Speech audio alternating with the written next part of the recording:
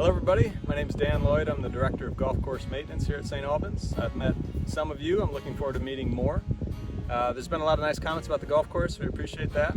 We've got a really good team. I've been here about 9 months, starting with the flood and kind of going to this point. So we've had some challenges, but we've had a lot of good things going on as well. This winter, met with the guys, Carter and Andrew, who I'll introduce you to in a little bit, and the rest of the team. Really lucky to have a great staff here. And we talked this winter, we prioritized a list of things we wanted to get done. We got a good start this winter, and then, you know, with some of the crazy things that happened this spring, we're a little short-handed, but we're sort of prioritizing playability, tee to green. Hello, here I am with Carter DeMay. Carter is the superintendent of Tavern Creek. Carter's been with St. Albans for about 2 years now, and him and his team have done a great job. And really the work started over the winter. Carter, how many trees do you think we took out last winter? We probably took down about 400 to 500 trees and saplings, some smaller than others. Yeah, it was a whole winter project from November to end of January for sure, taking down trees. So Carter, why don't you elaborate on some of the turf health benefits from the clearing work that we did over the winter? So there's two major benefits that we see in turf grass health with the clearing out is sunlight and airflow. Airflow really helps during the summer months, like we're getting into now with high humidity and high heat. The more airflow you can get, the better the turf grass will be. Sunlight, I think, was helped a lot more on some of our tees because we got tees tucked into the woods. Number 5, we'll see some help there, as well as 3T. We cleaned out a lot between 3 and 4 along that creek. And up on between 9 and 14, we'll see a lot of benefits on those tees on 14. A couple surrounds as well. Number 14 is drier than it's been, and because it's getting more sunlight and airflow. Number 16 surround to the right, we cleared out some trees there, and Absolutely. That's getting more sun. So yeah, we're starting to see it. It's a cumulative effect. I'm sure glad we got some of this winter work done, and it's really paying off now. 100%, yeah. All right, Carter, we got some big stuff coming up. Feel good about the courses. Appreciate all the hard work you and your guys have been doing. What are you excited about? What are you looking forward to?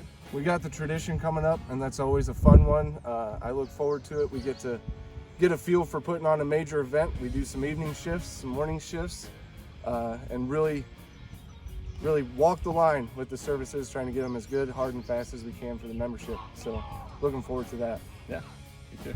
All right, here we are with Andrew Kimball. Andrew is the superintendent of the Lewis and Clark Golf Course, and he's been with the Country Club of St. Albans for about 2 years now. And I've really enjoyed working with Andrew. He's doing a great job. One of our goals, one of our objectives for this year was to keep things firm and fast, green specifically. And so that's something we set out to do. And I think we're doing a good job. Andrew, you want to talk about what we've done to get there? Yeah, so it all starts in the spring with our airification. You know, we were able to pull a core and fill that hole full of sand completely, give it a good brush, and create a nice smooth surface for the golf ball to putt on. And that also allows us to put moisture on the green and have it filter down through the soil so that the top is not wet and soft and the water goes where it needs to be down the roots.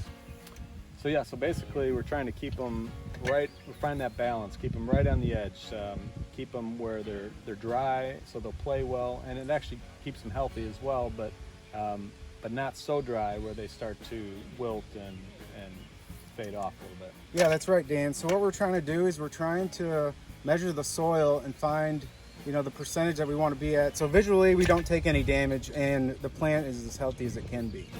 So another goal for this year was Poa annua suppression. I'm not going to call it eradication because you don't totally get rid of it. Basically what we're trying to do is use a cocktail of ingredients to regulate the Poa and give the bentgrass the competitive advantage. So we think we found a mixture we like, and the Poa is clearly hurting. And the reason we don't like Poa is because when it gets hot, it just kind of dies. So we want the bentgrass to have the advantage going into the heat of the summer, so that if the Poa does start to die off, we're not left with bare spots. So Andrew, there's definitely an art and a science to hand watering. I mean, just think of our conversations we have every day around lunchtime.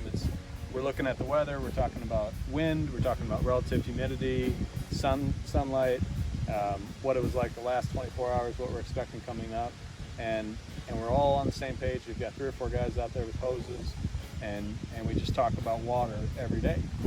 Want to explain some of the art to it? The weather plays a huge role in our watering practices every day. You know, if the wind's up like it is today, and there's not a lot of cloud cover, we're going to be throwing a lot of water because the plant needs it.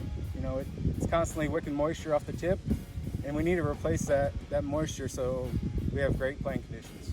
Yeah, so I know it's kind of inconvenient to be out hand watering right in the middle of the day, but that's the ideal time so that we can keep them as close to that line, keep that balance, keep them firm for the morning, keep them firm for the afternoon, and we like to see them starting to wilt a little bit, you know, and then we know we got them right where we want them. And you wouldn't think it, but really the humidity and the wind play an even bigger role than the temperature. Like a lot of times we'll be throwing a lot more water when it's 75 and windy with low humidity than we will if it's 92 and humid. So there's a lot that goes into it, and it's really a lot of fun. It's my favorite thing to do on the golf course. Yeah, absolutely. It's good to get out there and check on your greens. You know, you check the mounts first, just like you were talking about with the wind. It's usually your indicator whether the green needs water or not. But you know, it's a pleasure to be out here watering while people are enjoying the golf course. Yeah.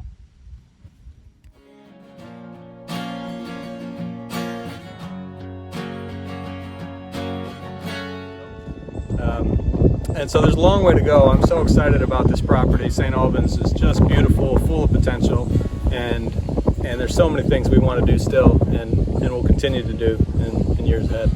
So again, appreciate the comments, appreciate the feedback and support, and look forward to another good rest of the year.